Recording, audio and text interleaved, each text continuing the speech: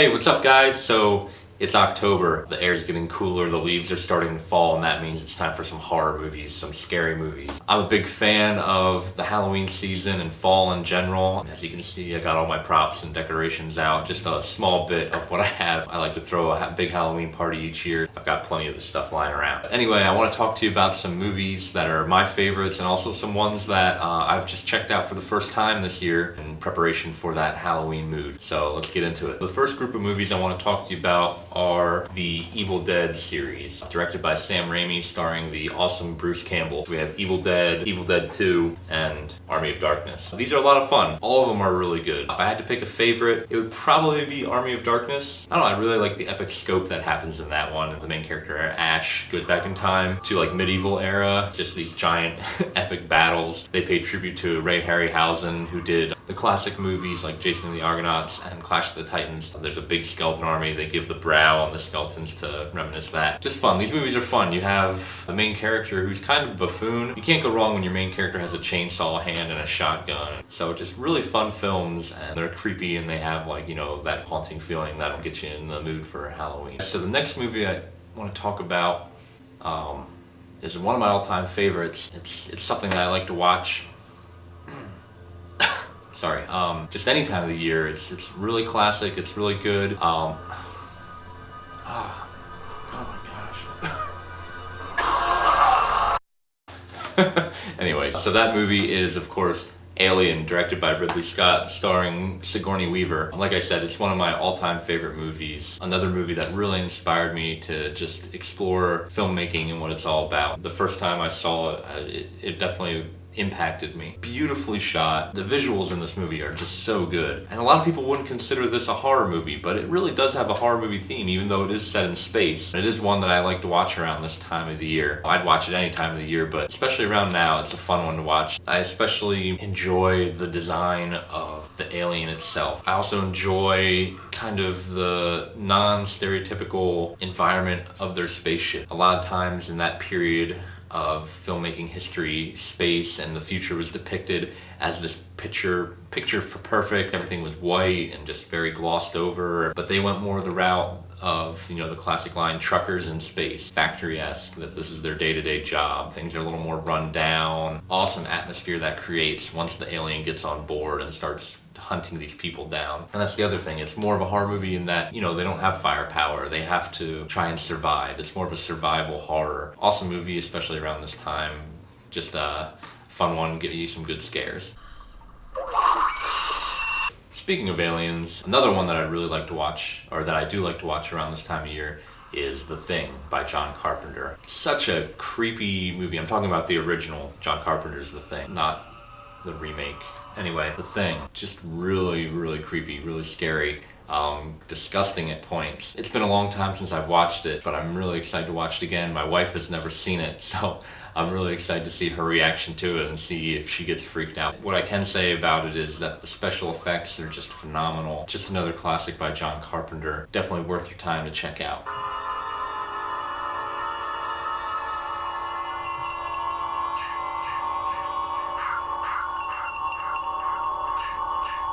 Friday the 13th, a movie that unfortunately didn't watch until very recently. A horror classic, a slasher classic. I've always known about Jason and, you know, that whole thing, but I've never actually gone and watched the original movies. So I figured, you know, it's time. I really want to watch these and just kind of figure out what it's all about. Another great thing about this time of year is you can get bundles. You can get 1 through 4. Got this at Walmart for $5, so that's pretty cool. So I was able to watch all 4 of the original ones. Part 1, very cool. Really enjoy the location that it's set in. The whole campground and the lake. It really works well to tell the story. And that's another key thing about Friday the 13th. I really enjoyed the lore, the background story behind Mrs. Voorhees, Jason, the campground, trying to reopen this campground and things keep going wrong. They really set that up well, and that's what makes this movie work. People say it's like a copycat of another famous slasher movie, but I think it really found its own niche, and that's why it became so successful and why there's so many sequels. Personally, I think Part 2 is just as good, if not better, than the original Friday the 13th Part 1. I really like in Part 2 that you actually get to see Jason without the hockey mask, and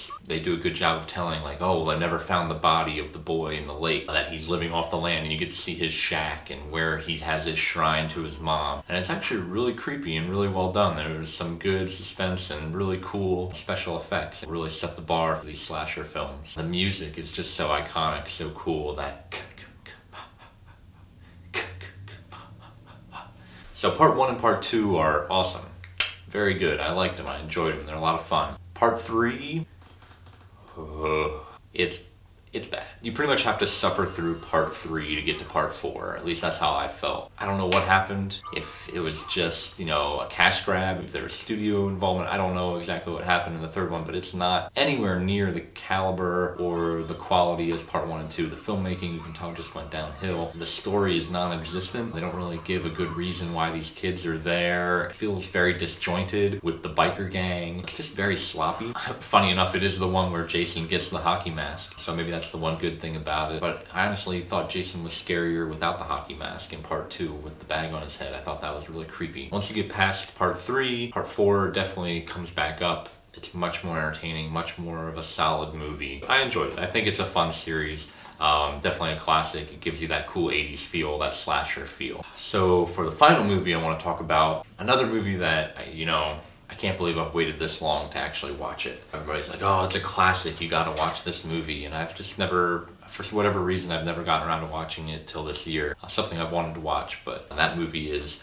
John Carpenter's Halloween. This movie is very, very well done. I can see why people regard it as one of the best horror movies ever made. The performances by Jamie Lee Curtis and Donald Pleasence are the high points in the acting. The other characters, not so much. I found a lot of the other characters to be kind of comical. Their delivery was kind of bad, but Jamie Lee Curtis and Donald Pleasence really elevate the movie and make it watchable. Also, the person portraying Michael Myers did a great job. They did a really good job capturing how scary that character is. Yeah, overall, beautifully shot movie. I enjoy the blue tone that they put on it to make it feel more like that fall time. Very creepy and suspenseful. I'm sorry that it took me this long to watch it. Definitely might be the ultimate movie to watch around Halloween, but very clever too. I can see a lot of movies that have tried to copy it and steal that formula, and oddly enough, watching it, I wasn't able to pick out exactly when the attacks or the scares were going to happen, and I like that. It was very suspenseful. The scene where the girl is going back across the yard several times, that really got me. I was like, oh man, what's going to happen here? It really built suspense well, and a lot of movies today I don't think do that. They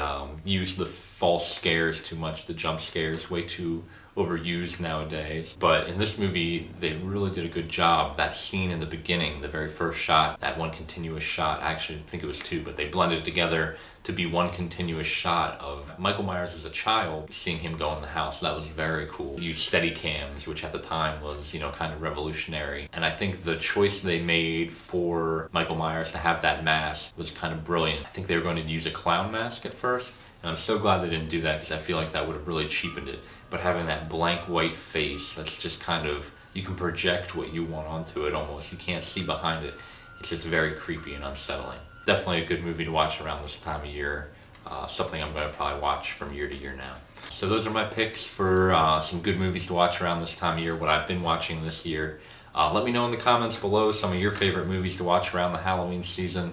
Movies that I should watch. Recommend some to me. I'd love to know. But thank you guys for watching, and please like and subscribe, and I'll see you later. Have a happy Halloween.